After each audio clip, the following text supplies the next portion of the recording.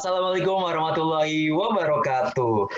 Alhamdulillahirrabbilalamin wa bihi nasta'in wa ala umuri din waddin. Assalatu wassalamu ala asyrofil anbiya'i wal mursalin wa ala alihi wa sahbihi ajmain. Amma ba'du. Teman-teman sekalian, saya ucapkan selamat sore dan selamat datang di acara TikTok pada sore hari ini. Salam sejahtera untuk kita semuanya. Perkenalkan, saya Agam Rizky, mahasiswa Angkatan 2018 Program Studi Bahasa Mandarin dan Kebudayaan Tiongkok Universitas Al-Azhar Indonesia. Baik, teman-teman, sebelum sesi ini dimulai, akan ada sesi foto bersama. Tolong yang kameranya mati, boleh dinyalakan terlebih dahulu.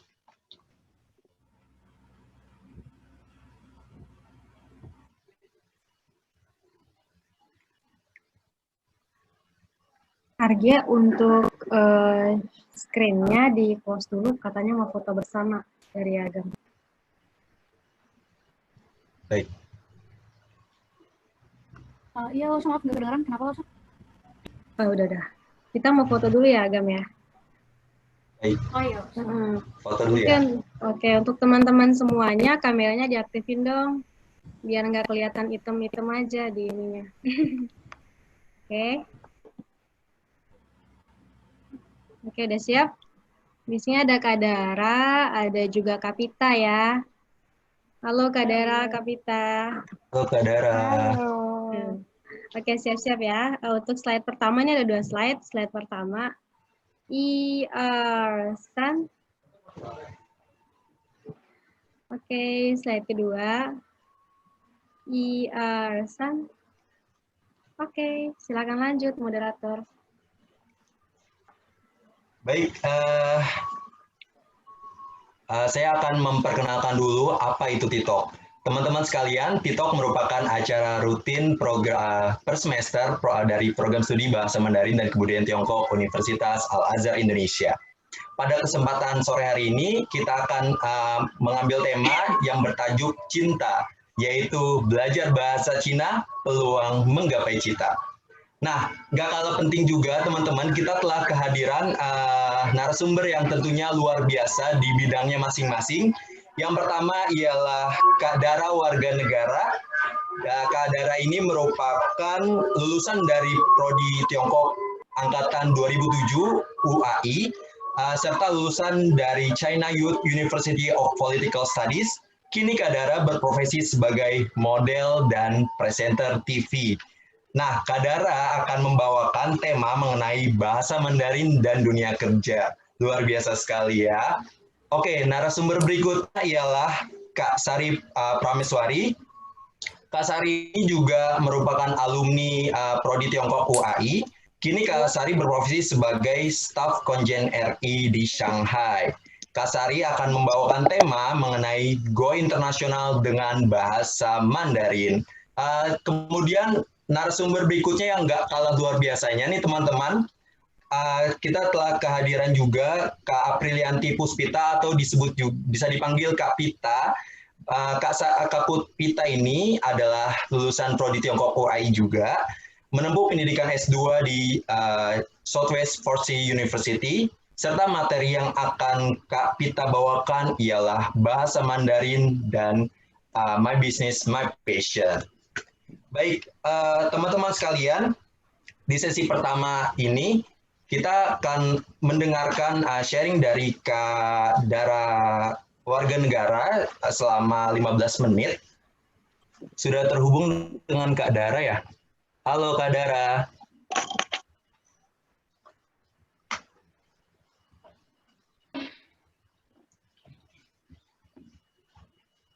Guys.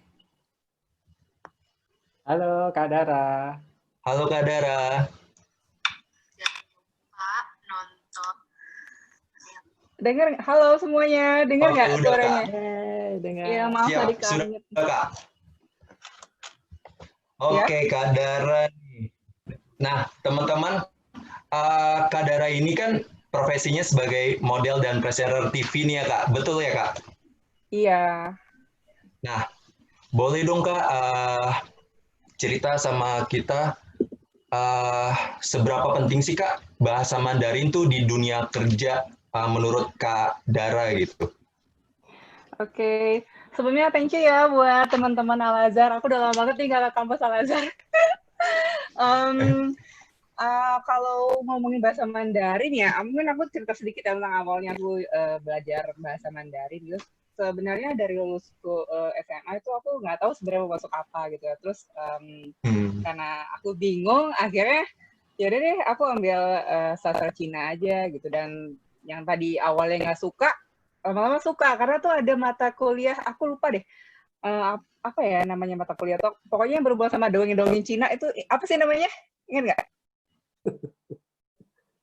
Yang ada tentang dongeng-dongeng cinta kayak literasi, terus ada ceritanya tuh nggak masuk akal sebenarnya. Cuman aku jadi suka, mungkin karena aku anaknya suka ngayal kali ya. Jadi ya kayak kok seru ya jadi cerita-cerita Cina gitu tuh, terus ada tentang Niwa, ada yang ingat Niwa nggak sih? Iya, betul. Nah kayak gitu itu kan aneh-aneh sebenarnya, tapi aku jadi suka gitu. Terus lama-lama ya jadi suka beneran. Karena aku selama kuliah di Al-Azhar itu aku kan ngomongnya kita pasif ya, karena kan paling kita ngomong cuma sama teman-teman atau nggak sama laushe gitu. Kalau misalnya selesai kuliah aku nggak ada belajar bahasa Mandarin sama sekali. Terus sampai itu aku mikir kayaknya pengen deh kayak coba di China-nya langsung gitu kan. Terus ada kesempatan aku belajar di CYU.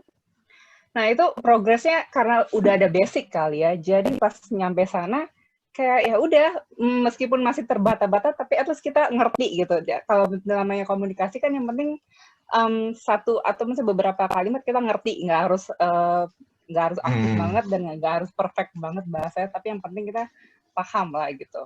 Nah pas balik dari situ aku sebenarnya nggak pernah kerja kantoran ya, tapi aku sempat pas balik dari China aku sempat apply ke beberapa perusahaan gitu. Ada di hotel aku pernah apply, terus ada kayak di perusahaan handphone gitu yang elektronik itu aku pernah coba. Dan mereka tuh tertarik karena aku bilang aku bisa bahasa Mandarin meskipun nggak aktif ya. Tapi mereka tertarik dan mereka terima lamaran aku gitu. Sejak aku coba datang ke sana. Tapi akhirnya aku nggak kerja di situ. Cuman menurut aku kalau kita punya kemampuan berbahasa Mandarin itu gampang banget dapat kerja. Gitu. Baik. Menarik juga nih Kak. Soalnya banyak dari kita nih adik-adik kakak yang awalnya tuh belum pasti itu ingin melanjutkan bahasa kuliah di jurusan Mandarin nih Kak. Nah, tadi saya dapat menariknya dari Kakak. Pertama tuh kita harus suka dulu begitu ya Kak. Suka dari bahasanya itu dulu atau juga dengan tadi Kakak cerita-ceritanya ya. Iya, meskipun ceritanya nggak masuk akal ya, tapi seru. Yang penting ada hal yang kalian suka, mungkin dari tulisannya kan, setiap bahasa Mandarin kan tulisannya juga ada historinya kan. Yang panjang banget historinya yang sampai aku lupa, itu kan bahasa, setiap katanya juga aku nggak ingat gitu loh. Tapi yang penting ada hal yang kalian suka gitu loh, dari apapun itulah. Siap, Kak. Nah, saya pengen nanya lagi nih, Kak. Kakak kan sebagai presenter di dalam bahasa Indonesia nih Kak. Sebelumnya Kakak pernah coba nggak sih Kak kayak jadi jurnalis bahasa Mandarin atau gimana Kak? Nah aku waktu itu pernah coba di kayak teman aku kan kerja di salah satu maskapai gitu kan. Terus mereka butuh translator gitu loh buat yang buku panduan di pesawatnya itu loh. Gitu. Aku pernah coba itu, tapi ya cuman sekali doang sih, karena emang kita harus menerjemahkan itu semua kan, yang kecil-kecil gitu, oke sih, terus dibayarnya juga oke, cuma kayaknya PR ya, terus akhirnya ya aku nggak lanjutin, cuman aku pernah coba lah. Gitu. Banyak banget kesempatannya kalau bisa belajar bahasa Mandarin, mulai misalnya dari perusahaan apapun, terus dari misalnya dari kesehatan, terus dari bisnis apalagi kalau misalnya kalian punya jiwa entrepreneur, memudahkan banget kan kalau kita bisa bahasa Mandarin. Dan karena mungkin sebagian besar 70% barang-barang itu banyak dari China ya, jadi ya memudahkan Iya, banget betul, bisa Kak. berkomunikasi gitu. Baik. Ada yang menarik juga nih dari kakak. Kakak kan dari lulusan China Youth University of Political Studies ya, Kak. Berarti Aha. uh, kira-kira Kak, di sana tuh kakak belajarnya apa aja sih, Kak? Atau semua mata kuliahnya tuh memakai bahasa Mandarin atau campuran Inggris gitu, gimana, Kak? Sebenarnya aku di Siwayu itu aku bukan kuliah ya, aku ambil short course gitu. Jadi aku emang totally belajar bahasa Mandarinnya gitu. Jadi yang dipelajarin nggak ada yang berhubungan sama historinya, tapi kita belajar dari kayak membaca, menulis, mendengar, sama satu lagi apa ya? Lupa aku. Pokoknya ada 4 deh. Membaca, mendengar, menulis. Satu lagi nada.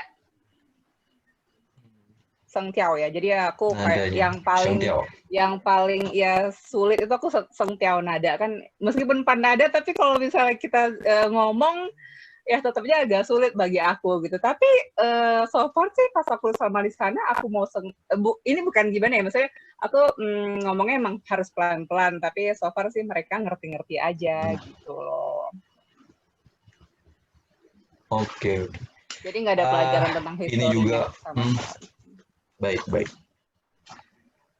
Kita juga sering berpikir nih, Kak, masalah dunia kerja. Kita kan memasuki di dunia bahasa Mandarin, Kak. Sedangkan ada juga teman-teman yang nggak mau nih kerja di dalam dunia bahasa Mandarin itu sendiri, Kak. Kira-kira seberapa besar sih peluang kerja dengan seperti kakak nih, kakak dalam dunia jurnalis, Kak. Kita otomatis kan kita berkompetisi dengan mahasiswa yang emang kompeten di dunia jurnalis itu, Kak. Itu seberapa besar sih peluang kita, Kak? Dunia jurnalisnya gede banget sih, besar banget menurut aku. Apa ya? Sebenarnya bukan di dunia jurnalis aja, semua hal itu yang apa ya? Pasti berhubungan sama China gitu. Misalnya kalau kita lihat dari sekolah aja mereka udah masukin kayak kurikulumnya ada bahasa China gitu loh. Jadi ya kalau misalnya ada orang yang sekarang mikir nggak mau belajar bahasa Mandarin, menurut aku agak gimana ya? Harus dirubah lah pemikiran itu, karena sekarang apa-apa semua kita berhubungan sama China gitu. Apalagi lihat situasi sekarang malah China yang kayaknya wow gitu kan. Di Al-Quran sendiri kan sekarang ini Al-Azhar ya, di Al-Quran sendiri mengatakan tuntutan ilmu sampai ke negeri Cina gitu. Jadi alasan apa kita nggak belajar dari China gitu. Terus kalau misalnya dari di dunia jurnalis, kalau aku sebenarnya kalau sebagai profesi aku presenter ya, aku nggak ada bikin skrip itu enggak, cuman itu sangat memudahkan banget aku bisa bahasa Mandarin karena aku pernah ada kerja itu di Singapura. Singapura kan mostly kan orangnya berbahasa Mandarin ya. Terus ada satu kesempatan aku tuh harus komunikasi sama orang sana gitu loh, karena ini berhubungan sama kayak pariwisata gitu.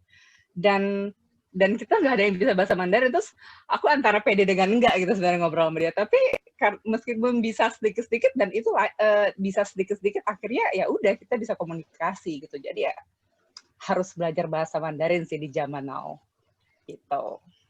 Baik. Nah, ada juga nih yang menarik dari saya juga sempat lihat Instagram kakak nih. Kakak nih model juga, sempat ke luar negeri juga ya, Kak, sebagai model. Boleh diceritain dong, Kak? Kalau modeling sendiri, ya kalau dari modeling sendiri itu aku dari zaman kuliah sih, 2009 gitu modeling. Tapi semuanya emang karena nggak sengaja. Dan pas aku awal-awal modeling itu juga waktunya disesuaikan dengan waktu kuliah. Jadi kan kita ada kuliah pagi, kuliah siang kan. Jadi kalau misalnya aku ada kuliah siang, aku paginya foto dulu dan sebaliknya gitu loh. Kalau untuk sampai ke luar negeri itu juga mungkin ya kesempatan yang aku dapat sih, ya syukur alhamdulillah aku bisa keluar gitu. Sampai sekarang sih udah nggak terlalu modeling ya, lebih ke presenter sih. Cuman ya sesekali adalah foto-foto buat modeling. Gitu. Nah, kira-kira Kak, ada nggak sih pencapaian selanjutnya untuk kakak ke depannya tuh seperti apa gitu Kak dalam karir Kakak? Kalau aku sih, kalau dalam karir aku sih pengen, namanya orang kan nggak pernah puas ya, aku pengen nyobain lebih ke bisnis sih. Aku pengen nyobain sesuatu yang beda dari kerjaan aku sekarang kan lebih ke entertain. Jadi pengen lebih ke bisnis dan pengennya sih bisnisnya sampai ke China ya. Semoga ya, amin doain ya, gengs. Teman-teman di Al-Azhar semoga sih gitu. Iya, baik. Nah, Kak, dalam proses, oh ya saya juga sempat, ini sih saya rasa hambatan nih untuk teman-teman yang masih belajar gitu Kak. Seringkali kan kita jumpai rasa bosan gitu ya Kak dalam belajar bahasa Mandarin gitu Kak. Ada nggak sih tips dan trik supaya kita menjadi termotivasi gitu Kak untuk belajar lebih giat lagi gitu Kak? Aduh, kalau ngomongin soal bosen sih, aku waktu kuliah aku sering bolos. Makanya jangan dicontoh ya teman-teman ya. Apalagi kalau misalnya kalian udah kuliah sambil kerja gitu. Aduh, jangan sampai ada rasa bosen deh. Meskipun ada rasa bosen, cuman kalau misalnya paling mungkin kalian bisa nonton TV kayak atau apa, pasti banyak hal-hal yang kalian suka buat menghilangkan rasa jenuh itu. Kalau aku sih sukanya kalau misalnya bosen gitu aku nonton gitu. Terus ya nonton kayak atau mungkin jalan-jalan sebentar kayak. Terus kalau bisa di Al-Azhar sendiri kan daerahnya strategis tuh ya, gengs. Jadi kita bisa ke mall ya kan. Terus balik lagi deh ke Al-Azhar kan gitu. Jadi kalau bosen wajar lah, cuman jangan sampai keterusan aja gitu. By the way, sekarang di Al-Azhar ini nggak sih kantinnya masih di bawah apa udah di atas ya? Masih di bawah Kak. Masih di bawah. Oke. Makin banyak nggak makanannya? Ada makanan China juga nggak di situ? Belum ada Kak. Oh nah, bisnis bagus tuh. Tuh, ayo Kak Dara bikin Chinese food ya. Baru ini Kak. Oh bisa. Kalau misalnya aku mau buka usaha makanan boleh ya. Ada tempat ya di Al-Azhar ya. Siap, nanti dicariin infonya ya. Bisa Kak. Baik. Sepertinya kita waktunya juga udah nggak cukup lagi. Ya? Kita masuk ke narasumber berikutnya. Terima kasih Kak Dara telah berbagi ya, pengalamannya kepada kita semua. Terima kasih Ferry Lause, Agam dan teman-teman lainnya. Ditunggu dulu Kak Dara, jangan leave dulu ya. Nanti ada pertanyaan. Kita masih ada sharing berikutnya lagi. Oke, teman-teman, luar biasa sekali nih sharing dari Kak Dara. Nah, berikutnya yang nggak kalah luar biasa juga, kita ada sharing dari Kak Sari nih. Sepertinya Kak Sari sedang dalam perjalanan. Luar biasa sekali nih teman-teman. Kak Sari walaupun di waktu-waktunya yang sangat sibuk, tapi Kak Sari ini meluangkan waktunya untuk bertemu dengan kita semuanya. Halo Kak Sari. Halo. Apa kabar nih Kak Sari? Dengar. Kan? Oke. Baik. Makasih udah diundang. Sorry ya pakai masker. Kak. Nggak apa-apa Kak. Oke Kak, saya pengen tanya nih Kak. Gimana sih awalnya Kakak, mungkin sama si pertanyaan pertama kayak Kak Dara tadi, awalnya Kakak memilih bahasa Mandarin gitu Kak? Awalnya kenapa memilih bahasa Mandarin? Nah, sebenarnya sih aku nggak pilih bahasa Mandarin sih, karena jadi awalnya itu pas lagi mau SNMPTN, aku itu maunya milih HI, Hubungan Internasional, karena aku pengen karena aku suka jalan-jalan, dulu aku pikirnya gitu, terus aku pengen enak kali ya masuk Kemlu gitu, jadi diplomat, terus bisa pindah-pindah gitu kan. Terus nggak keterima, terus abis itu kebetulan ada dulu namanya juga almarhum Tuti Lause, itu dulu ngajar di Al-Azhar. Dia itu bude aku, terus dia nawarin beasiswa, oh Sari belum dapet gitu, terus mau nggak beasiswa di Al-Azhar, apaan gitu kan, bahasa Mandarin, terus Sari suka nggak? Ya boleh-boleh aja sih gitu. Terus aku merasa ya mungkin emang ini jalannya, dan secara nggak langsung bukan aku yang milih, tapi emang bahasa Mandarin yang milih aku harus bisa bahasa Mandarin gitu. Dan yang mana itu kayak kesempatan karena semuanya udah made in China, dan aku mikir ya udahlah, why not gitu. Udah deh jadi masuk bahasa Mandarin. Oke, Kak. Nah, berhubung di sewaktu belajar bahasa Mandarin di UAI ini, Kak, tentunya Kakak juga nggak belajar bahasa aja kan, Kak? Kakak juga ada belajar budaya juga nih. Nah, sebagai staf konjen RI di Shanghai nih, Kak, ada nggak sih pengaruh pembelajaran budaya di Al-Azhar dan ketika Kakak berada di Shanghai itu, Kak? Pengaruh budaya Cina ya? Iya, pembelajaran budaya China di Al-Azhar yang Kakak bisa terapkan di Shanghai-nya itu. Yang bisa diterapkan di Shanghai. Kayaknya nggak gitu banyak sih, soalnya kan aku belajar, aku kerjanya di KJRI yang mana itu semua orang Indonesia.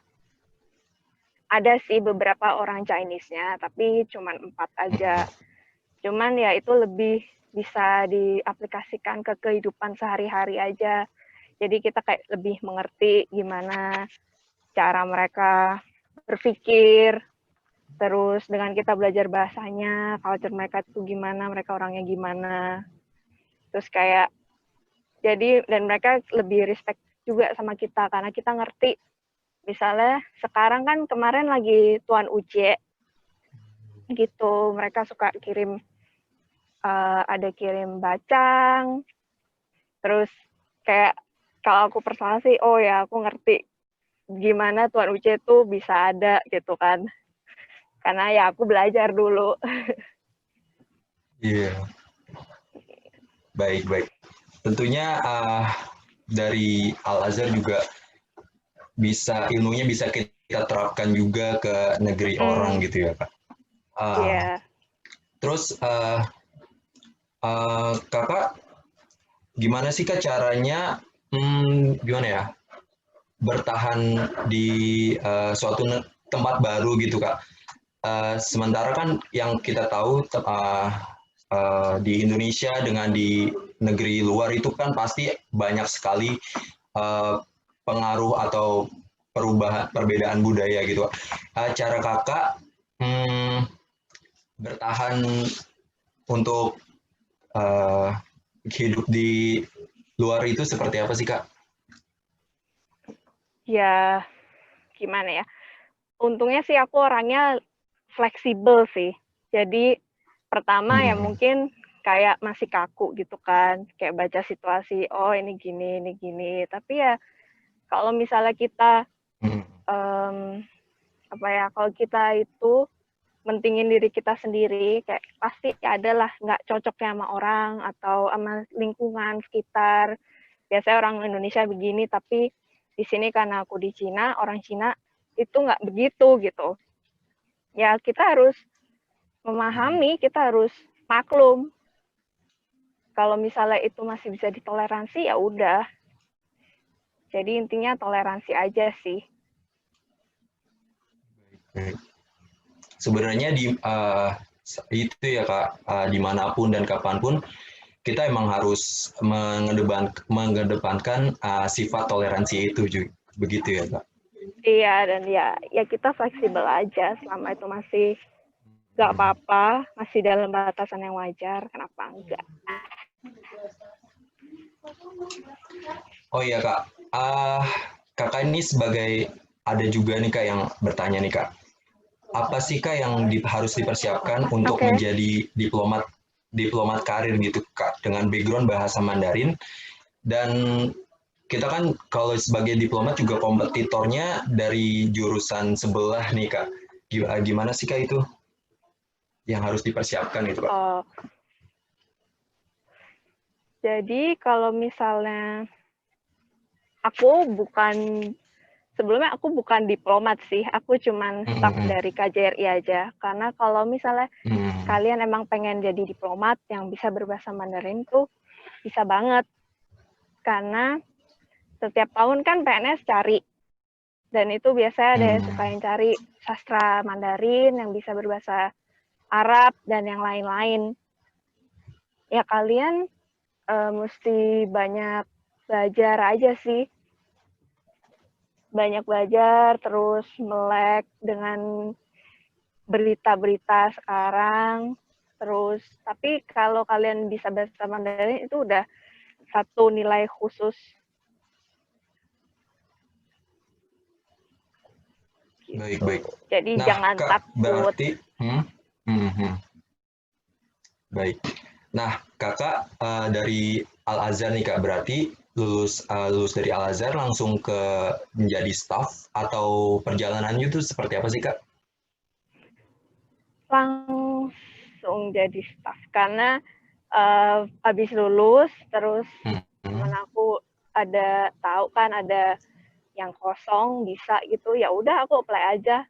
Tapi nggak langsung sih, kayak prosesnya lama banget. Nah, kalau kalian pengen kayak aku, prosesnya panjang. Aku tuh dari apply itu bisa setahun apa nunggu gitu. Jadi baru bisa berangkat. Baik, baik.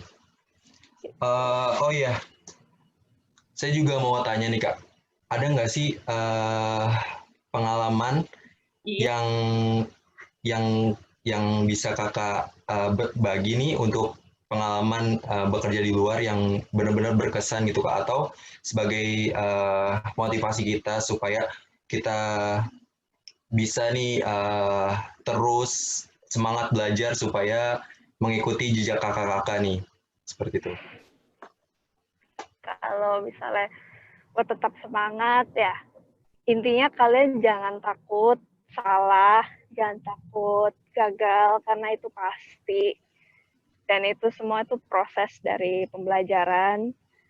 Kalaupun misalnya aku juga dulu waktu pertama kali datang ke sini takut ngomong sama orang Cina, kayak meskipun aku udah belajar lama gitu tetap aja kayak sopuculai. Tapi ya mereka tetap ngerti dan mereka menghargai meskipun kita tuh ngomongnya sedikit atau terbata-bata gitu. Kalau kalian bosen ya break aja dulu, gak apa-apa. Tapi ya kayak kata Kak Dara tadi, jangan keterusan. Kayak kalau kalian inget aja kenapa kalian pengen belajar bahasa Mandarin in the first place. Gitu aja sih. Baik, baik. Ada juga nih Kak pertanyaannya nih Kak. Kira-kira kalau sebagai staff itu apakah harus S2 dulu atau gimana ya Kak? Enggak sih, kalau kayak aku nggak harus S2. Kalaupun mau jadi diplomat juga nggak harus S2, tapi kalau misalnya kalian mau S2, ya akan lebih gede sih kesempatannya. Baik, baik. Seperti ada nggak Kak kira-kira cerita yang menarik gitu Kak? Saya juga sebagai staff di Konjen Republik Indonesia seperti itu Kak. Cerita yang menarik ya? Iya. Banyak sih, tapi ya cerita yang menarik yang mana ya? Ya senang aja sih bisa melihat orang-orang petinggi negara yang cuman lihat di TV itu ketemu langsung gitu. Terus dan ya senang aja bisa banggain orang tua.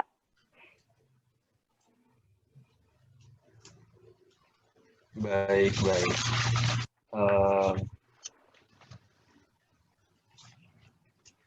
Baik, terima kasih Kak Sari yang telah berbagi, sudah sharing nih ke adik-adiknya gitu. dan juga menyempatkan waktunya di tengah sibuknya Kakak. Terima kasih Kak. Makasih juga. Oke teman-teman, kita memasuki narasumber kita yang ketiga nih yang nggak kalah luar biasanya, yaitu Kak Aprilianti Puspita atau disebut juga Kak Pita. Halo Kak Pita.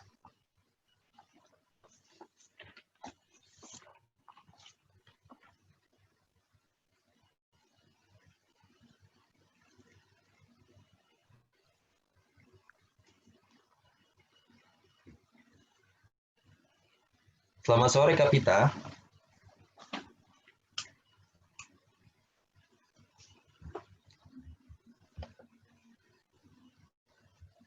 Sepertinya Kak Pita suaranya masih di mute Kak. Bisa sebentar. Oke, untuk Oke, sekarang halo udah Kak oke. Pita. Halo. Siap. Selamat sore Halo, semuanya. selamat sore Kak Pita. Selamat sore semuanya. Terima kasih ya udah diundang.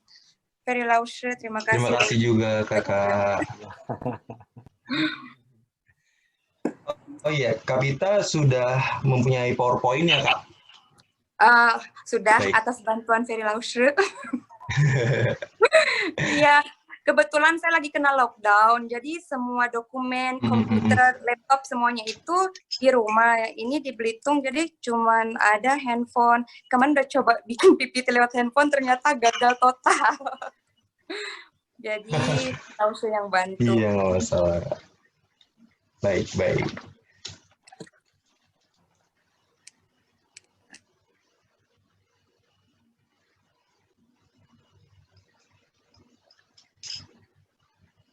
Bisa tolong dibuka PowerPoint-nya Kak Pita.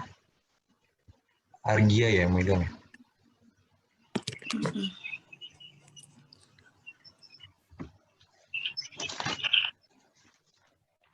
Kok saya nggak bisa? Nggak apa-apa Kak Pita, nanti ini ada yang mengoperasikan dari teman. Nanti ada yang nge-play Kak. Oke, untuk info juga nih teman-teman, Kak Pita ini salah satu salah satu alumni Al-Azhar yang sukses mengembangkan bisnisnya ekspor impor ke China ya Kak, betul ya Kak? Iya, sejauh ini. Baik. Nah, nanti juga kita bisa dengarkan sharing-sharing yang luar biasa dari Kak Pita ini melalui PowerPoint. Sudah bisa dibuka, baik. Oke.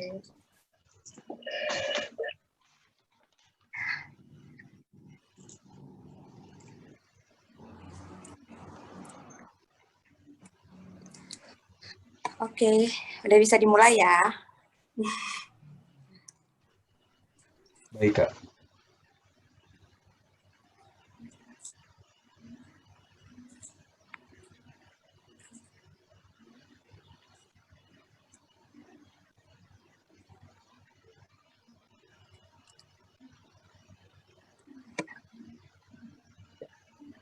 Silakan Kak Pita, bisa dimulai. Oke, siap. Perkenalkan terlebih dahulu, nama saya Aprilianti Puspita, biasanya juga dipanggil sama anak-anak UI itu Pita. Saya lulusan 2010 dari Universitas Al-Azhar Indonesia. Sebenarnya kalau saya pribadi, kenapa awalnya memilih sastra Cina, mungkin sama seperti Kak Dara dan Kak Sari sebelumnya. Tapi kalau mereka kan emang udah ada jurusan yang tertentu gitu yang mau dituju, seperti Sari misalnya mau HI atau Kak Dara sebelumnya. Nah kalau saya itu lulus SMP kayak tanpa tujuan gitu, nggak tahu mau jadi apa. Kalau ditanya cita-citanya jadi apa, ya mau jadi ya wanita sukses, tapi sukses dalam bidang apa tuh nggak tahu. Jadi benar-benar kayak zong aja gitu masuk ke sastra China. Jadi apalagi saya kan dulunya dari daerah, itu Belitung. Waktu SMA saya di Sukabumi, kayak kaget aja gitu dari daerah tiba-tiba pindah ke kota, terus di kota ngeliat orang kota kayak wow hebat-hebat banget ya orang kota gitu, bisa nggak ya aku kayak orang kota. Jadi aku tuh kayak bingung, setelah lulus pun aku bingung mau ngapain gitu, kayak nggak cita-citanya tuh terbentur kayak pengen jadi orang sukses, tapi suksesnya dalam artian apa nggak tahu. Mau jadi dokter takut sama darah gitu kan ya, mau jadi pramugari yang nggak mungkin, kan aku pendek gitu, jadi nggak tahu sih cita-citanya apa, yang penting pengen jadi sukses gitu aja untuk sementara. Jadi kalau ditanya kenapa aku memilih sastra China, karena tidak ada pilihan lain pada waktu itu. Oke.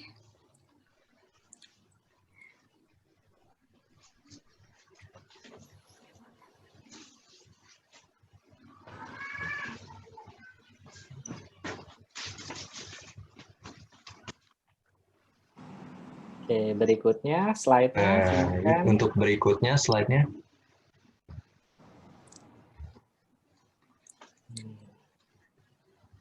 Oke, pengalaman belajar bahasa Mandarin dan kebudayaan China.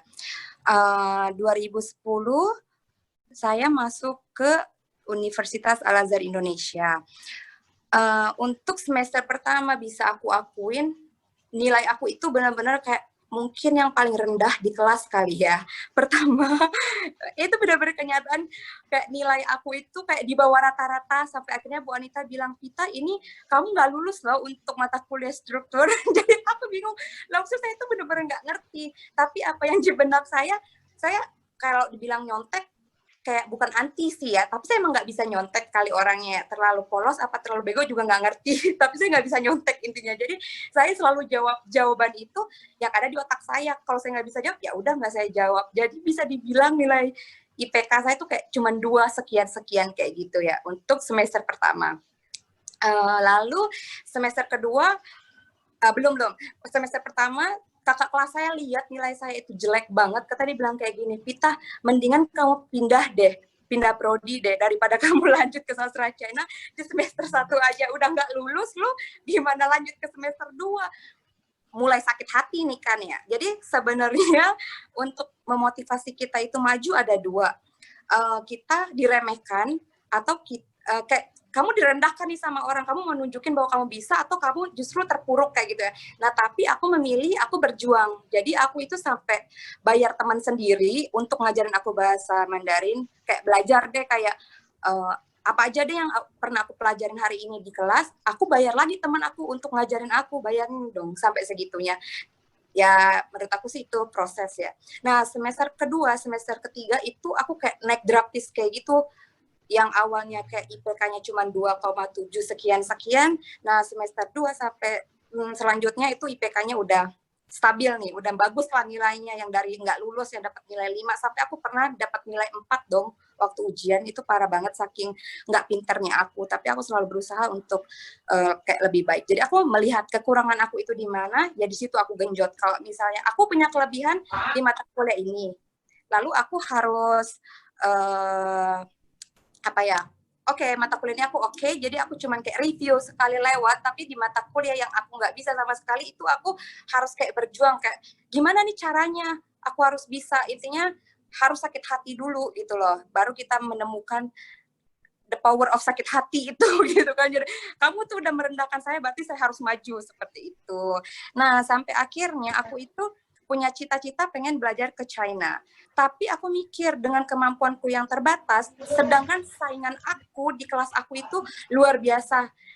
Lausherman tahu sendiri ya, aku punya teman-teman yang luar biasa hebat-hebat di sana. Dari segi bahasa, nggak hanya bahasa Mandarin, mereka tuh menguasai Inggris tuh udah kayak bahasa ibu mereka, bayangin. Sedangkan aku bahasa Inggris itu tuh kayak, aku ujian TOEFL aja tuh kalau bisa dibilang kayak lulus pas-pasan kayak gitu ya, sedangkan temen aku itu semuanya hebat-hebat. Terus aku mikir nggak mungkin aku bakalan bisa ke China, dan akhirnya aku memilih tahun 2012 berangkat ke China, ikut program kayak winter camp supaya aku kayak termotivasi lagi gitu loh, aku harus bisa kayak gitu. Akhirnya aku bayar sendiri program winter camp gitu kan ceritanya, saking nekatnya ya. Tapi aku mau, itu beda loh antara kamu bisa sama kamu mau, itu dua hal yang berbeda. Jadi kebodohan kita ini akan terkalahkan dengan keinginan keras kita, kalau menurut aku ya. Jadi manusia itu nggak ada yang bodoh, tapi mereka mau berusaha apa enggak gitu loh. Nah, jadi aku dulunya nggak pinter, sampai aku sekarang pun masih belajar seperti itu. Jadi aku selalu belajar dari semua kesalahan yang pernah aku perbuat gitu. Jadi di tahun 2010 aku itu tidak ngerti apa-apa tentang Mandarin. Ternyata aku tahu aku itu nggak punya dasarnya Mandarin. Setelah aku ke China tahun 2012, aku ketemu dengan rombongan anak-anak binus yang kayak bahasa Mandarin udah seperti bahasa ibunya. Aku tuh kayak tercengang sendiri. Ya ampun, kita ternyata teman-teman kamu itu nggak ada apa-apanya di Al-Azhar dengan yang ini nih gitu. Nah, tapi aku pede dengan mereka untuk berbicara. Jadi aku tahu, oh ternyata kemarin itu aku kayak apa ya, ngerasa nggak pede. Nah, ketika kita nggak ada pede dalam diri kita, ya udah kamu akan terpuruk dan tidak akan maju. Jadi kamu harus show off ke orang bahwa aku bisa seperti itu. Walaupun awalnya aku bayar sendiri winter camp ke China pada tahun 2012. Oke, boleh lanjut. Silakan dilanjut. PPT-nya Kak Anika.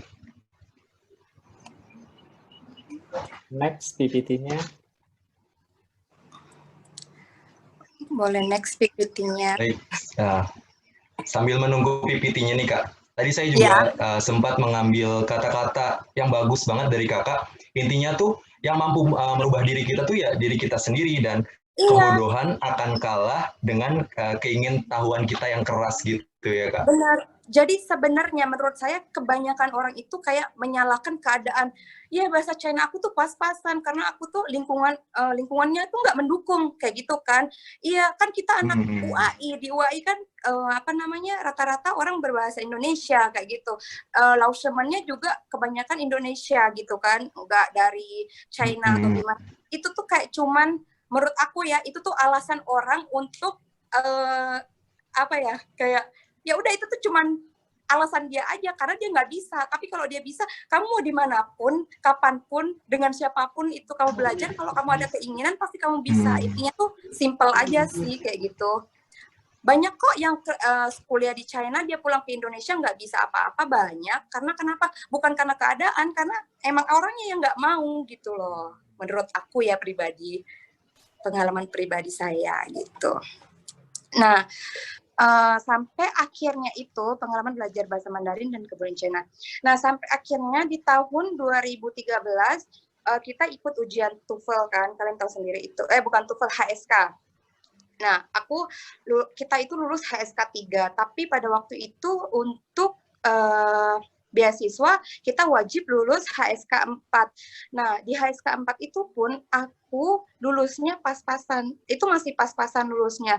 Nah, nggak tahu kenapa tapi nekat mau daftar beasiswa.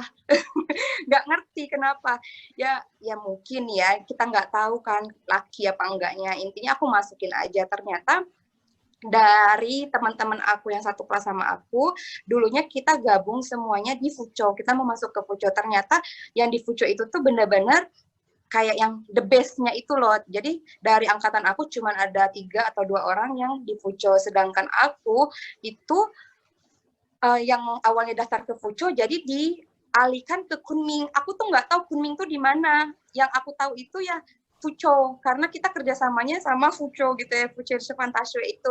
Nah, sedangkan Kunming ini aku nggak tahu. Aku tanya teman aku pun semuanya nggak ada yang tahu Kunming itu di mana. Sampai akhirnya aku tuh itu Kunming di daerah Pita, katanya udah dekat perbatasan Asia Tenggara. Jadi udah dekat dengan Vietnam, Thailand, Laos. Terus aku tuh dalam hati bilang gini, lah kok jadi diasingkan sendiri gitu ya, yang awalnya pengen bareng sama teman-teman akhirnya dan di Kunming itu nggak ada sama sekali mahasiswa Indonesia, dalam artian tuh di kampus aku ini. Jadi kamu datang ke sana kayak zong, nggak kenal apa-apa, nggak tahu apa-apa, terus mau minta informasi pun nggak tahu ke siapa, bayangin coba. Tapi ya itu Tuhan itu selalu ada jalan. Nah, aku waktu itu kebetulan berdua sama sahabat dari UAI juga, teman aku. Kita bukan diasingkan, kita dialihkan ke Kunming, walaupun kita nggak tahu Kunming itu yang seperti apa, cuman ya udah dijalanin aja gitu. Sebentar. Nah, sampai akhirnya kita belajar di sana 1 tahun, belajar di Kunming 1 tahun, dan alhamdulillahnya mahasiswa pertukaran pelajar ini yang aku sama temanku ini salah satu mahasiswa yang berprestasi di Kunming. Jadi semua lausher-lausherman itu tuh kayak senang gitu sama kita. Jadi kita itu punya yang nilai paling tinggi di antara mahasiswa asing lainnya itu, yaitu mahasiswa dari UAI, saya dan teman saya. Walaupun pada waktu itu saya di Al-Azhar itu bisa dibilang kayak tidak berprestasi pada saat itu ya, tapi ya itu lagi, balik lagi kita membuktikan, karena aku tahu kekurangan aku di mana, aku tahu kekurangan aku di sini, jadi aku benar-benar cari lausher yang bisa bantu aku untuk kayak genjot kekurangan aku itu, dan kayak untuk mengcover kelebihan aku. Nah, pada saat itu, di tahun 2014,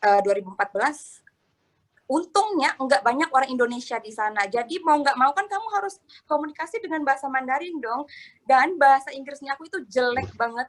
Nyaris aku tuh nggak bisa bahasa Inggris. Bukan nggak ngerti, tapi emang nggak bisa. Bener-bener karena males. Bukan karena nggak belajar. Aku belajar, tapi emang aku nggak latihan, aku malu berbicara, sampai akhirnya aku semua teman asing karena aku malu untuk berbahasa Inggris, aku nggak pede, akhirnya mau nggak mau aku harus continue berbicara bahasa Mandarin sama mereka. Nah, disitulah kayak aku improve bahasa Mandarin aku. Di 2014 setelah lulus dari pertukaran pelajar itu 1 tahun, kita balik lagi ke Indonesia untuk skripsi. Jadi kita itu cuti. Periode 2013 ke 2014 ini kita cuti 1 tahun. Jadi pas kita pulang ke Indonesia itu masih ada beberapa mata kuliah yang harus kita ikuti, lalu kita susun skripsi. Jadi mata kuliah yang dari kamu di China kemarin itu nggak bisa ditranskrip ke mata kuliah yang ada di Indonesia, karena di Indonesia itu kita ada kayak mata kuliah umum yang wajib kamu ikutin gitu kan. Nah, pada waktu itu yang terakhir mata kuliah umum yang harus kita ikuti itu adalah, aku lupa mata kuliah apa, intinya itu kamu kayak bisnis kayak gitu loh, kamu harus menjual sesuatu. Saya lupa itu mata kuliah apa, ada kan? Nah, untuk menjual sesuatu. JK3 itu dulu namanya. Iya, JK3, lupa loh. Nah, itu kita belajar untuk memperkenalkan produk gitu kan kepada orang lain, apa produk apapun itu. Nah, dari situ aku udah mulai sedikit-sedikit kayak pergi ke SMK, beli barang, jual gitu ya. Ke siapapun aku jual lah, intinya itu barang. Walaupun awalnya untuk ambil nilai kan, awalnya untuk nilai, tapi kesini kok orang kayak nanya terus nih produk yang aku jual. Waktu itu aku jual nugget kalau nggak salah ya, jadi aku ambil frozen nugget, aku jual lagi, pokoknya berbentuk makanan. Habis itu aku jual pempek, aku jual ini, aku jual itu, banyak macam yang aku jual. Nah, sampai akhirnya skripsi kita selesai. Aku susun skripsi itu kurang lebih 3 bulan kalau nggak salah ya. Iya, aku susun skripsi itu 3 bulan. Nah, waktu aku di China, jadi pas kamu di China itu, kita itu nggak boleh kayak tergiur dengan, oke, udah di China nih, aku dapat beasiswa, aku hanya fokus untuk belajar, atau aku pengen jalan-jalan, atau aku pengen ini, pengen itu. Enggak, kamu harus ingat bahwa kamu ke sana itu belajar, lalu kamu ada tanggung jawab setelah kamu pulang ke Indonesia, kamu itu harus susun skripsi. Nah, ini nih yang sering orang terlena. Jadi pas dia pergi keluar, dia lupa tanggung jawab dia di Indonesia itu apa. Nah, untungnya aku sama temanku ini, waktu kita lagi di China, kita udah mengumpulkan banyak informasi tentang budaya atau apapun itu. Nah, kebetulan aku ini senang banget sama budaya, terutama budaya suku Hui ya di China. Akhirnya aku mengangkat suku Hui ini untuk bahan skripsiku di Indonesia. Jadi waktu aku di China itu, aku sempat komunikasi sama beberapa dosen yang ada di Indonesia, kayak sama Ferry Lausche, Anita Lausche waktu itu ya, sama Dian Lausche kalau nggak salah. Aku udah sempat sharing, walaupun pada waktu itu kita belum disuruh untuk menulis skripsi, tapi kamu udah harus kayak prepare. Jadi pas kamu pulang ke Indonesia kayak nggak kaget loh gitu. Waduh, aku nggak punya bahan nih. Akhirnya mengulur lagi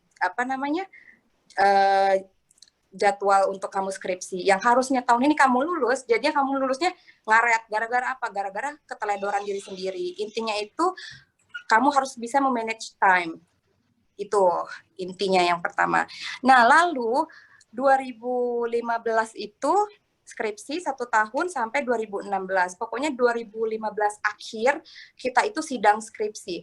1 minggu setelah saya sidang skripsi, dapat informasi di China itu ada pembukaan S2 ya untuk Mandarin, tapi bukan untuk bahasa Mandarin. S2, pembukaan S2. Nah, saya itu mau lanjut kuliah lagi karena aku tuh sadar aku tuh kayak ilmunya masih kurang loh. Kalau aku udah lulus S1 belum nikah nih, belum ada yang mau nikahin kan pada waktu itu, sedangkan mau jadi apa belum tahu nih, mau jadi apa, mau kerja kayak nganggep aduh kayaknya aku nggak bisa kerja deh, aku nggak punya pengalaman, itu nggak pede, bener-bener nggak pede, dan aku tuh nggak punya pengalaman kerja sama sekali, dan aku nggak suka kayak diatur-atur sama orang, misalnya Pita kamu harus kayak gini, kamu harus kayak gini, aku nggak bisa sama sekali. Dan akhirnya aku mikir oh ya udah deh, aku ambil aku lanjut sekolah lagi, dan sampai akhirnya aku ke China lagi itu untuk melanjutkan S2, tapi aku ambil jurusan kayak gini, aku tanya Lausri, saya mau ambil jurusan yang paling mudah, saya nggak mau ambil jurusan yang susah, mau jurusan apa? Dan ya, waktu itu aku biaya sendiri. Ferry Lausha bilang sama saya kayak gini, Pita sabar, nunggu 1 tahun lagi ambil beasiswa ini. Aku bilang saya nggak mau, saya nggak mau langsung ambil beasiswa karena kenapa? Saya nggak bisa ngajar. Saya ini bukan, kembali lagi, saya nggak pede. Saya merasa kayak saya kurang pintar gitu. Saya kurang pintar di hal untuk pendidikan seperti itu kan. Jadi saya nggak pede. Ini bukan bidang saya. Jadi saya harus kayak oke, mana nih bidang saya? Akhirnya saya pergi, saya ambil jurusan tourism management kayak gitu kan, manajemen pariwisata, dan di situ mereka bilang di sini kita nggak terima orang asing, jadi di situ saya sendiri yang mahasiswa internasionalnya, maksudnya yang orang Indonesia, dan satu kelas saya itu semuanya orang lokal, dalam artian itu orang China gitu. Itu semuanya nggak ada satupun bahasa Inggris di buku itu, nggak ada satu orang pun yang bisa berbahasa Inggris di kelas itu kecuali dosen saya, itu pun sedikit-sedikit. Jadi kamu bayangin aja selama 3 tahun kuliah nggak ada bahasa Inggris sama sekali, terkadang aku tuh nggak ngerti apa yang mereka bicara pun aku nggak ngerti, tapi disitulah kamu harus kayak tantangan kamu harus gimana nih untuk menyelesaikan ini semua. Nah intinya balik lagi ke diri kita, kamu nggak bisa pun kamu pasti bisa ketika kamu harus bisa, kalau nggak bisa ya malu dong gitu kan. Jadi kalau pengalaman belajar bahasa Mandarin di China itu sangat luar biasa bagi saya. Boleh lanjut. Next PPT-nya. Next. Oh iya Kak, sambil menunggu PPT-nya nih Kak. Tadi saya dengar ada kota Kunming nih. Saya juga pernah dengar juga Kakak pernah ikut acara TV di Kunming ya Kak?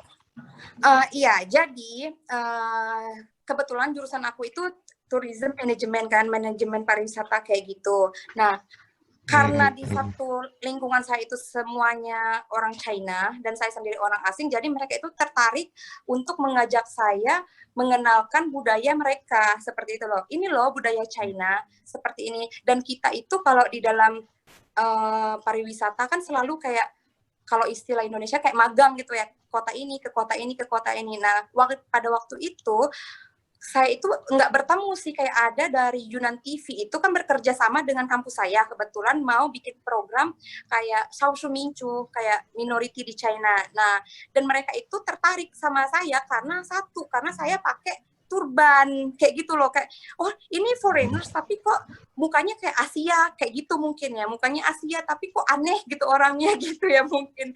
Nah makanya saya selalu diundang dan diajak kayak untuk liputan ke sana liputan ke sini. Awalnya itu kayak tugas dari kampus, tapi lama kelamaan akhirnya saya itu direkrut untuk masuk ke tim Yunnan TV kayak gitu. Jadi kayak sambil menyelam minum air lah kayak gitu.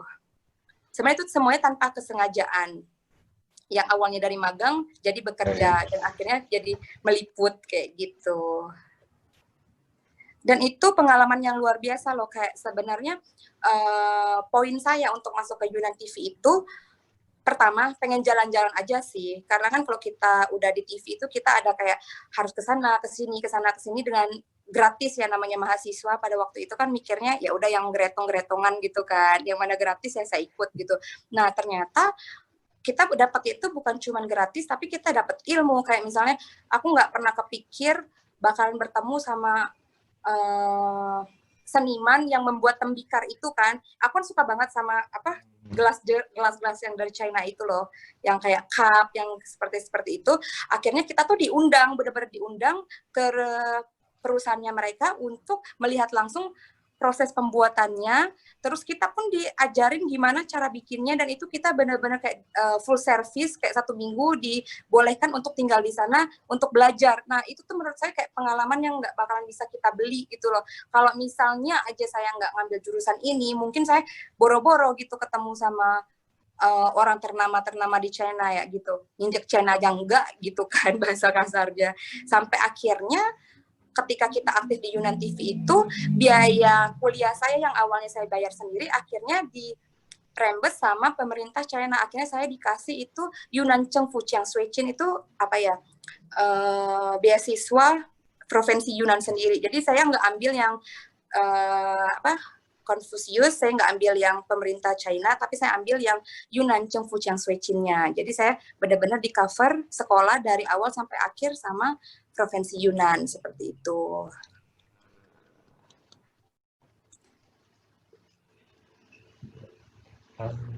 Seperti ini ya Kak, gambar jangka yang tadi ya? Iya, benar. Lama kerja. Oke, mulai dari. Nah, pada tahun 2015 akhir itu, saya masih biaya kuliah sendiri. Jadi saya itu baru dapat beasiswa di akhir tahun 2016. Jadi udah mau masuk ke akhir 2017 karena emang udah dibilangin dari dosen dari awal kan, kita kalau untuk jurusan manajemen pariwisata itu tidak ada beasiswa. Beasiswa itu hanya untuk jurusan keguruan ya, kayak bahasa lah jatuhnya. Dan yang saya ambil ini kan bukan bahasa, jadi itu tidak ada beasiswa untuk program yang saya ambil. Terus saya menyetujui itu, tapi di akhir 2015 akhir saya itu kayak kesulitan ekonomi. Sebenarnya sih bukan sulit ekonomi, tapi karena mungkin pergaulan ya, gaya hidup, terus keseringan main. Nah seperti itulah, jadi kayak udah ada dampak lah ekonomi, kayak aduh kayaknya kurang bukan karena nggak ada uang, tapi kayak ya itulah manusia kan selalu kurang ketika udah kenal dunia ini kayak pengennya dapat lebih sampai akhirnya aku tuh mikir, kok aku cuman gini-gini aja ya, sedangkan aku ngelihat teman-teman aku yang foreigners lainnya itu tuh mereka kayak kerja, dan mereka itu kan kayak tampangnya kan tampang bule banget kan, jadi mereka tuh ada yang ngajar bahasa Inggris, ada yang ngajar nari, ada yang jadi model sesaat gitu, tuh kayak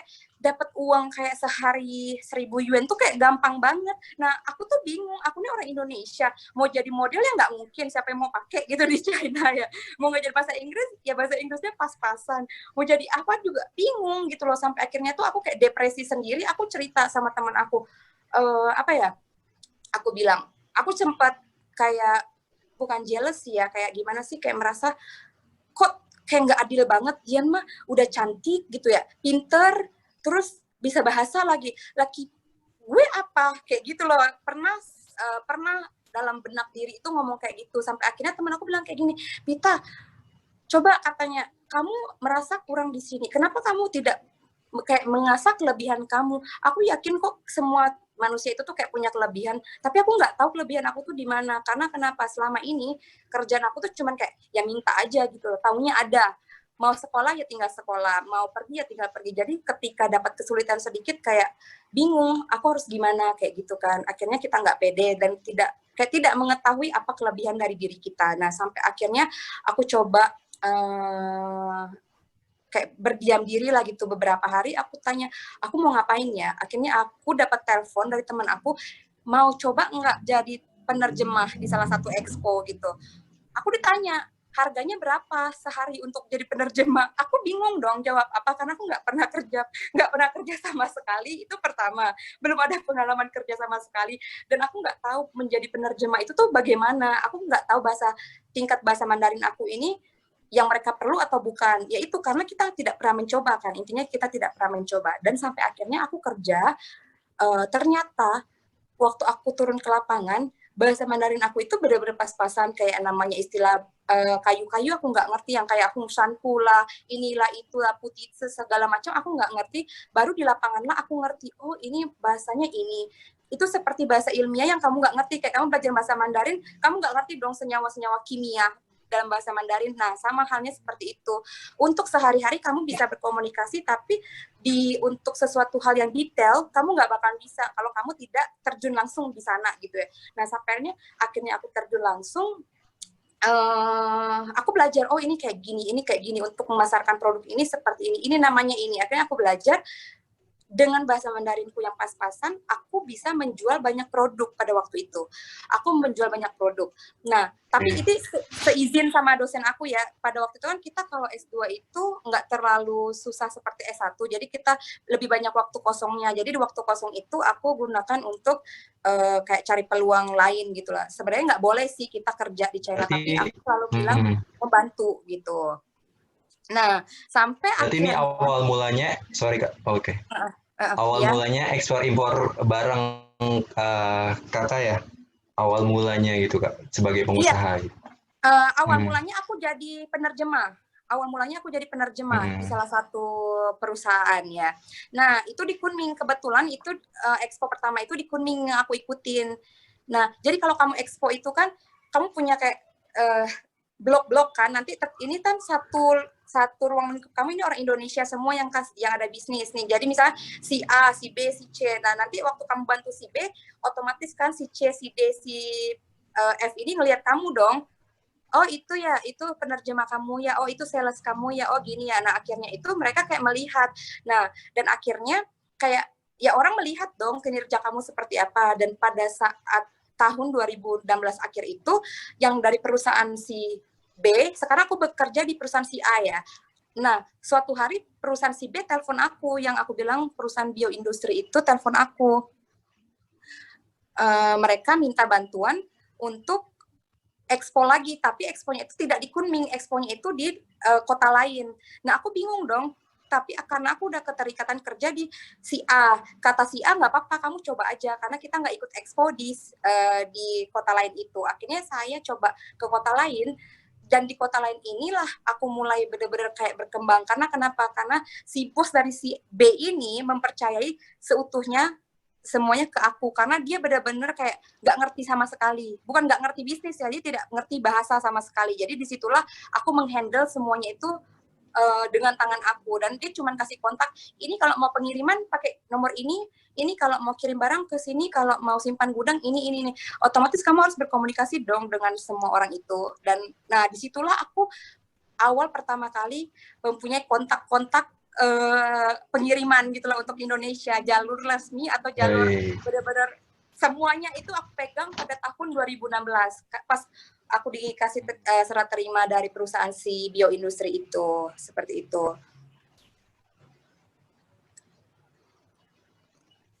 Oke. Di next. Ya. Oke. Oke, berarti awal mula dari karir Kakak itu dapat mulanya dari translator, lalu dapat kontak untuk ekspor impor barang seperti itu ya, Kak? Iya, benar. Nah, oke Kak. Mohon maaf juga Kak, waktunya juga nggak lama juga Kak. Nah, untuk terakhir nih Kak, saya ingin bertanya nih Kak. Kabarnya Kakak juga telah membangun pariwisata di Belitung gitu ya Kak, melalui pembukaan jalur penerbangan di China, itu gimana ya Kak? Oh iya. Nah, jadi untuk ini di luar dari bisnis yang aku kerjasama tadi ya. Dan di akhir tahun 2018 itu aku tidak terikat sama semua perusahaan. Jadi aku kayak udah move, aku cuma bantu aja kayak kayak selayaknya teman bantu teman seperti itu kan. Nah, sampai akhirnya di tahun 2018 aku lulus, 2019 aku ditarik sama Provinsi Belitung untuk pulang lagi ke sini. Nah, karena di skripsi aku itu aku membahas tentang Pulau Belitung ya. Tesis aku di China itu aku membahas tentang Pulau Belitung. Dan ternyata gubernurnya si Yunnan ini mungkin dapat selentingan nih, ada kota kecil loh yang lebih indah dibandingin Bali kayak gitu. Aku juga nggak nyangka sampai tesis aku tuh dibaca segitunya gitu loh dari si profesor-profesor aku ini. Ternyata mereka tertarik betul sama Belitung sampai akhirnya mereka menghubungi sendiri Bupati Belitung untuk bekerja sama mengadakan penerbangan dari Kuning ke Belitung, ke Tanjung Pandan Belitung, bukan ke Jakarta ya, bukan ke Bali, tapi benar-benar ke Belitung. Jadi kita bikin direct flight itu dari Kuning, Kuala Lumpur, Belitung. Nah, seperti itu. Itu asal mulanya benar-benar dari skripsi aku, karena mereka itu pengen menerbitkan kayak ekoturism seperti itu. Kalau Bali kan dia udah kayak komersial banget ya. Jadi yang aku bahas di tesis itu tentang ekoturis, kayak gitu. Jadi mereka itu sebenarnya awalnya karena ketertarikan. Seperti itu.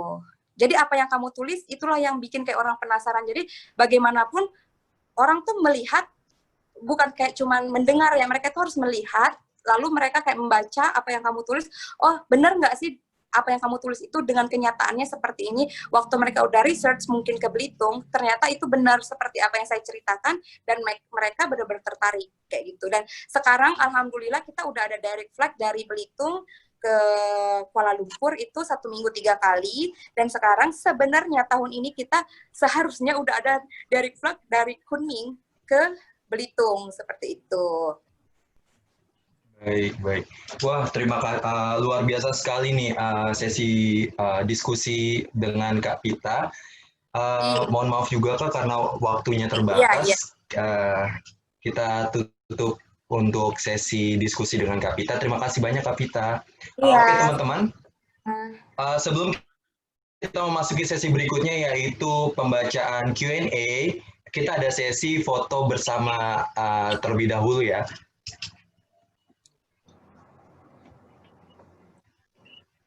Oke, untuk Anika, screen-nya bisa di-off-in dulu.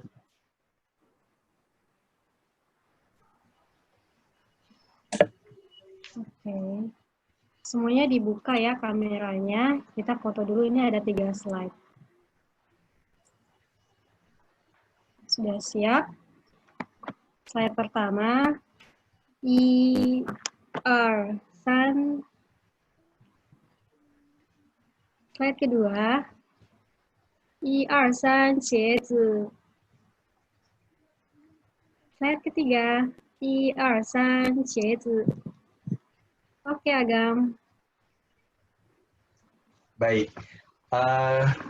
Teman-teman sekalian, seperti yang kita informasikan di Instagram dan juga melalui broadcast, kita juga telah membuka sesi tanya jawab melalui aplikasi Slido, dan juga ada beberapa teman yang langsung personal chat ke saya.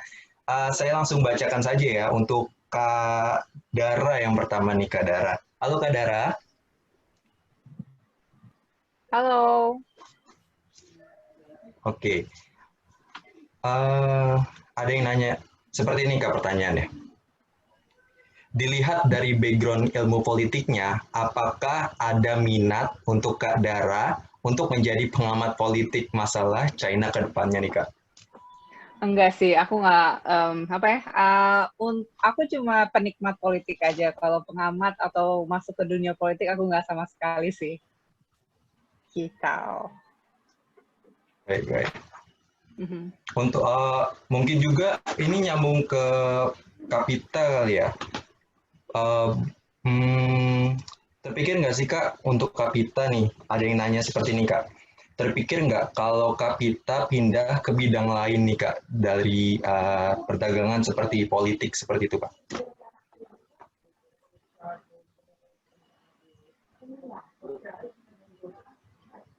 Sepertinya masih di mute ya. Oke, langsung ke Kak Sari aja kali ya. Halo Kapita. Iya. Oke. Baik. Kalau aku... Ini ada yang bertanya juga seperti itu Kak. Iya, kalau aku pribadi sebenarnya background keluarga aku emang sebenarnya hampir 100% itu politik ya.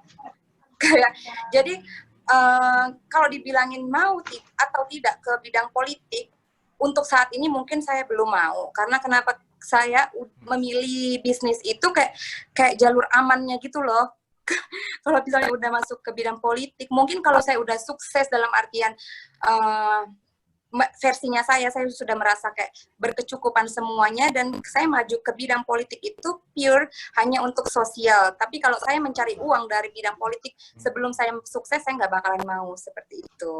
Jadi kalau saya udah kayak facai, baru mau maju mungkin ke politik. Seperti itu. Baik. Pertanyaan berikutnya datang untuk Kak Sari nih. Halo Kak Sari. Halo. Oke. Oke, Kak Sari, apa sih Kak yang harus dipersiapkan nih untuk menjadi diplomat karir dengan, sepertinya bukan diplomat karir ya Kak, seperti yang Kakak sebutkan tadi, dengan background bahasa Mandarin dan kompetisinya yang mempunyai dengan hubungan internasional seperti itu Kak. Yang perlu dipersiapkan? Iya, betul. Itu pertama, mental. Yang pasti kalian harus siap dengan apa ya, kalau misalnya kalian pengen kerja di luar negeri ya berarti ya. Iya. Ya, kalian harus siap dengan keadaan yang berbeda dengan di Indonesia, orang yang berbeda pula, dan kalian pasti akan menghadapi orang-orang macam-macam. Terus ya bahasa sih penting sih, tapi dengan harusnya sambil kalian pergi bisa sambil belajar, kayak learning by doing gitu. Baik. Untuk pertanyaan berikutnya mungkin bertanya untuk 3 pembicara nih Kak. Pertanyaannya adalah beberapa besar pengaruh prestasi non-akademik nih Kak saat kuliah pada pekerjaan kakak-kakak saat ini. Siapa duluan nih? Boleh Kak Dara? Kalau dari aku sih, background aku sama-sama kita ya. Waktu zaman kuliah aku termasuk tidak pintar karena sering bolos. Jangan dicontoh ya guys, jangan dicontoh. Kalau pengaruh akademik dari kerjaan aku sekarang sih, mungkin 50-50 ya. Meskipun aku sekarang tidak berbahasa Mandarin, tapi itu pentingnya kuliah itu kan membentuk pola pikir dan cara kita bersosialisasi. Jadi menurut aku kuliah sangat penting, dan meskipun tidak berpengaruh dalam pekerjaan aku sekarang, tapi tetap dengan kita punya pendidikan yang baik, itu akan berpengaruh sama kerjaan kita yang kita lakukan sekarang. Tuh. Baik. Boleh untuk Kak Pita? Kalau untuk aku pribadi, aku bilang itu sangat berpengaruh. Karena kenapa? Ketika kamu ketemu sama orang selalu menganggap seperti ini. Kalau di China ya, lulusan mana? Jurusan apa? Itu udah kayak pertanyaan yang benar-benar kayak udah sehari-hari ditanya. Jadi ketika kamu tidak berpendidikan atau kamu tidak memiliki basic dalam bidang pendidikan, pasti mereka kayak akan menganggap kamu itu kayak kayak ya udah kayak aji mumpung kayak gitu loh, kayak ya udahlah, yang kayak gimana sih, yang kayak nggak dianggap gitu loh. Tapi ketika kamu punya background pendidikan, even kamu pintar nggak pintar, itu tuh kayak udah kayak kunci kamu untuk menunjukkan sama orang kayak ini loh gue lulus gitu, ini loh kita bisa, ini loh aku punya sertifikat bahwa aku itu belajar seperti itu. Jadi orang yang terpelajar itu tetap aja dipandang nomor 1 dibandingkan orang yang tidak belajar sama sekali seperti itu. Walaupun untuk di bisnis itu tidak berpengaruh 100%, kayak kamu belajar budaya nih misalnya, emang diterapkan di bisnis? Enggak. Yang diterapkan itu adalah ya about bisnis kayak gitu. Tapi kan kamu dapat apa namanya, pelajaran bahwa budaya China itu seperti ini loh, budaya China seperti ini loh, mereka tidak suka seperti ini, mereka harus seperti ini. Jadi kamu di dalam pendidikan itu kamu diajarkan bagaimana untuk bersosialisasi dengan masyarakat itu. Menurut aku itu benar-benar kayak ngebantu banget, apalagi kita background-nya kayak bahasa dan kebudayaan seperti itu kan, itu kayak benar-benar ngebantu banget sih menurut aku. Baik, terima kasih atas jawabannya Kak. Untuk Kak Sari? Oke. Kalau aku ya udah pasti sangat berguna lah ya, karena aku di sini, dan juga memang kebetulan di KJRI itu yang bisa berbahasa Mandarinnya tuh staff-staffnya. Jadi staffnya itu harus bisa berbahasa Mandarin. Dan kita itu yang ibaratnya kayak penghubung antara lokal dengan KJRI gitu. Jadi kayak misalnya ngehubungin pemerintah Shanghai, pemerintah atau yang ada di wilayah kerjanya KJRI Shanghai itu melalui kita. Gitu sih. Baik. Nah, untuk pertanyaan berikutnya nih Kak, mungkin untuk semuanya juga nih Kak, ada yang bertanya seperti ini Kak, apakah pekerjaan dari masing-masing kakak pembicara merupakan cita-cita dari awal seperti itu Kak? Dan apakah sesuai dengan apa yang kakak mau untuk saat ini? Susah ya? Siapa mau jawab duluan? Kita sama Sari. Ayo Sari, terserah dulu. Ya udah, aku duluan deh. Boleh Kak Sari. Jawabannya itu enggak. Jawabannya tentu saja tidak. Kalau sesuai dengan cita-cita aku, enggak. Tapi untuk saat ini, ya aku masih enjoy sih. Dan jadi karena aku mungkin suka anaknya gaya ya, suka tantangan, jadi kayak oh ya udah deh, kenapa enggak, meskipun aku nggak suka ya udah oke, kita coba dulu gitu. Tapi ya untungnya aku masih bisa enjoy, dan aku malah bisa dapat pengalaman yang lain, bisa belajar dari hal-hal lain yang aku nggak nyangka aja gitu aku bakal dapat dengan kerja di sini. Baik. Terima kasih atas jawabannya Kak. Berikutnya boleh? Pita, boleh Pita duluan. Kalau aku pribadi dibilangin ini cita-cita, enggak sama sekali. Aku nggak pernah kepikiran bakalan bisa seperti ini. Aku nggak punya bayangan sama sekali aku bakalan bisa seperti ini. Dulu cita-cita aku itu simple banget, pengen jadi ibu rumah tangga ya. Itu mungkin orang kayak bingung, wah masa sih. Aku itu cuma pengen dapat ya suami, mapan, kerja, ngurus anak, udah selesai. Pengennya tuh seperti itu sebenarnya, niatnya itu. Tapi karena adalah sedikit pukulan yang bikin aku mikir kayak gini loh, kamu itu tidak hidup dengan orang tua, dengan pasangan kamu, dengan siapapun, kamu itu hidup dengan diri kamu sendiri. Jadi yang bisa membantu kamu itu ya diri kamu sendiri. Nah, disitulah aku pernah di posisi yang kayak terpuruk seperti itu ya. Jadi aku merasa, oke, untuk apa kita cari, untuk apa orang tua kita misalnya kaya, untuk apa kita memilih pasangan yang tajir, untuk apa kita berteman sama orang yang tajir. Kenapa kamu tidak mau menjadi orang itu? Nah, aku pernah punya pikiran seperti itu, dan akhirnya aku mikir, ya udah aku harus mencoba. Apa tuh jalannya? Nah, seperti inilah jalanku, ternyata Tuhan kasih kayak gitu. Dan gara-gara belajar bahasa Mandarin menemukan tambatan hati ya Kapita ya. Wow. Iya lah, itu bonusnya, bonus dari Allah itu. Itu bonusnya. Peluang menggapai cinta seperti itu ya. Iya. Tapi itu terobsesi dari film Assalamualaikum Beijing tahu. Jadi kan dia syutingnya, iya. Jadi dia itu syutingnya di Stone Forest, Laosu. Ingat nggak? Laosu tahu nggak? Yang syuting. Nah, itu dia syutingnya di situ. Sampai aku tuh bilang kayak gini, kalau seru ya kalau misalnya nanti punya jodoh, foto-foto kayak gitu, dan bener dong dapat jodohnya bener-bener di Kunming, kayak didengar gitu sama Tuhan. Kayak gitu, itu terobsesi sih sebenarnya. Karena obsesi juga sih, enggak lah. Semuanya udah diatur. Udah. Iya, Kak. Ayo, baik, terima kasih jawabannya Kak. Berikutnya Saudara. Aku jawabannya sama Pita sama Sari, enggak sama sekali. Aku juga awal modeling juga zaman kuliah ya.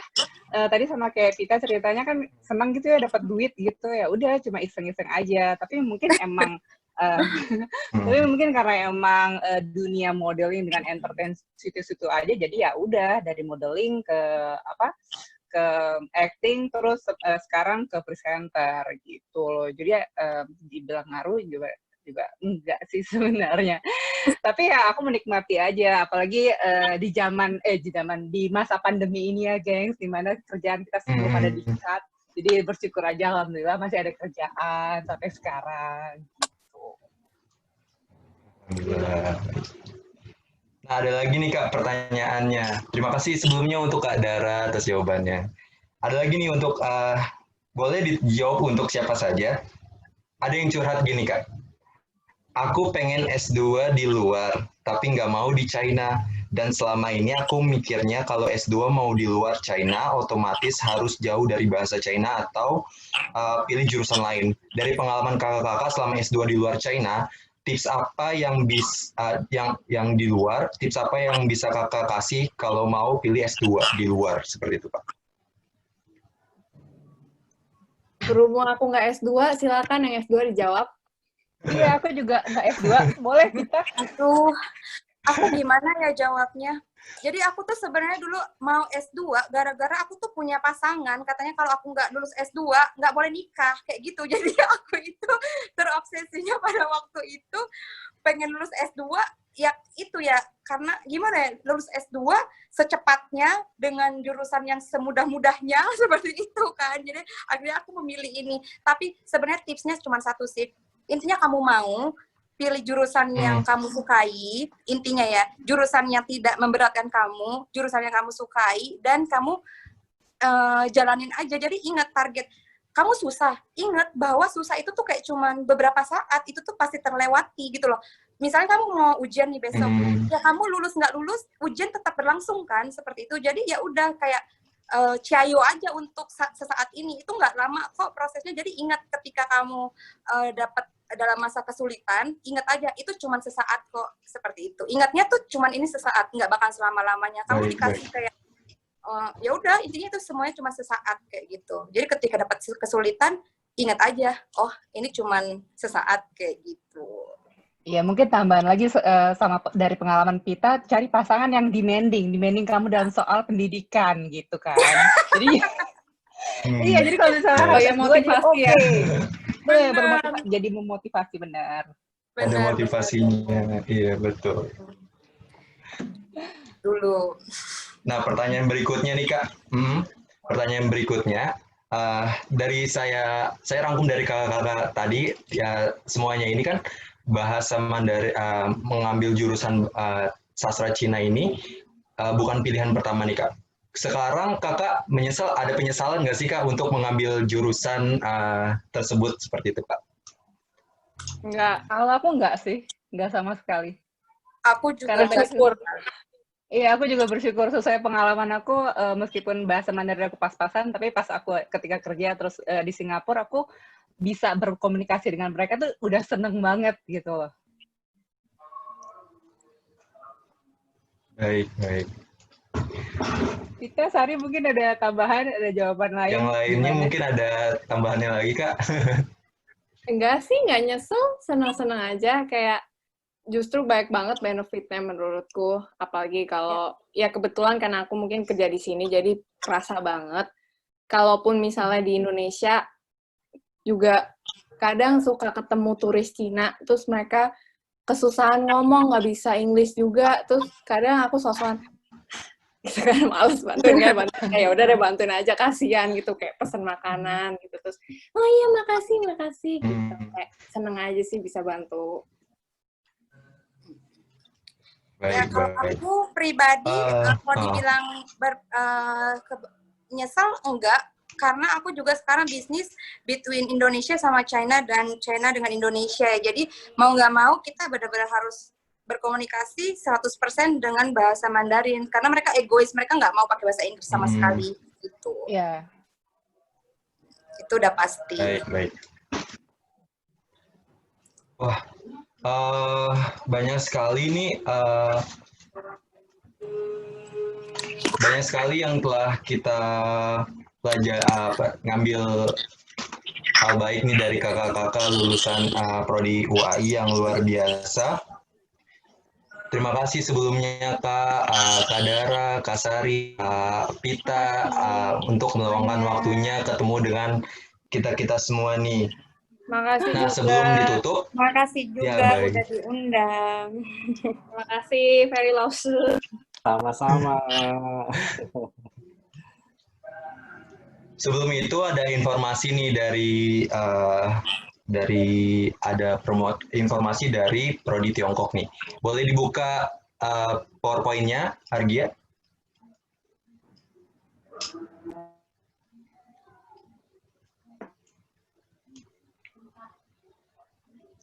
Nah, untuk teman-teman yang tergabung, yang masih bingung nih memilih jurusan apa, bisa banget daftar jurusan Prodi Tiongkok di Al-Azhar, karena di sini juga terdapat banyak beasiswa seperti beasiswa korporat, beasiswa anak guru atau TNI, ada beasiswa untuk karyawan Al-Azhar, beasiswa bidik misi, lalu ada beasiswa lainnya juga, ya yang kalian bisa akses di penerimaan.uai.ac.id. Nah, baik teman-teman, sepertinya TikTok hari ini saya sudahi sampai saat ini. Sebelumnya saya juga berterima kasih kepada hadirin yang menyempatkan waktunya untuk menyimak TikTok ini dari awal sampai akhir. Dan tentunya tidak kalah penting juga terima kasih kepada para narasumber yang telah menyediakan waktunya bergabung dalam TikTok kali ini. Akhirnya saya Agam Rizky pamit undur diri. Sebelum itu saya mempunyai pantun. Wow. Pak Mamat punya burung kenari, burung kenari dijemur hingga siang. Sesi diskusi berakhir sampai di sini. Salah dan hilaf mohon dimaafkan. Wassalamualaikum warahmatullahi wabarakatuh. Waalaikumsalam. Terima kasih semuanya. Terima kasih Agam, Ferry Lauses, Cia Sherman, Cayo. Terima kasih Dara, Sari, dan Pita. Terima kasih semuanya. Caca. Kak Dara, Kak Sari, Kak Pita. Cici Lause. Taice. Walaupun nggak bisa bahasa Cina, nggak apa.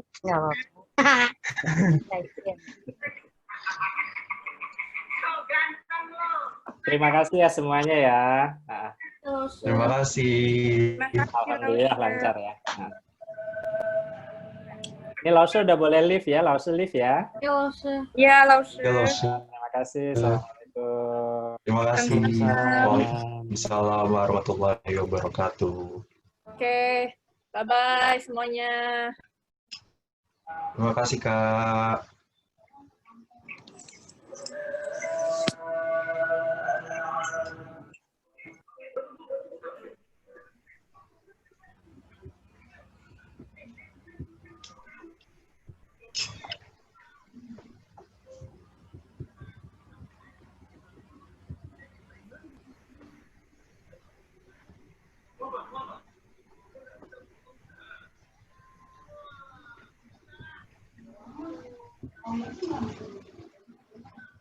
Mas Egi dari PKSI, terima kasih ya bantuannya ya. Terima kasih, Mas Egi. Terima kasih banyak. Terima kasih juga Agam, Anika, Argia. Terima kasih semuanya. Oke, Caijen, Assalamualaikum. Caijen, waalaikumsalam warahmatullahi wabarakatuh. Kita live ya semuanya. Makasih ya Mas Egi ya. Kita live ya. Terima kasih, Mas Egi.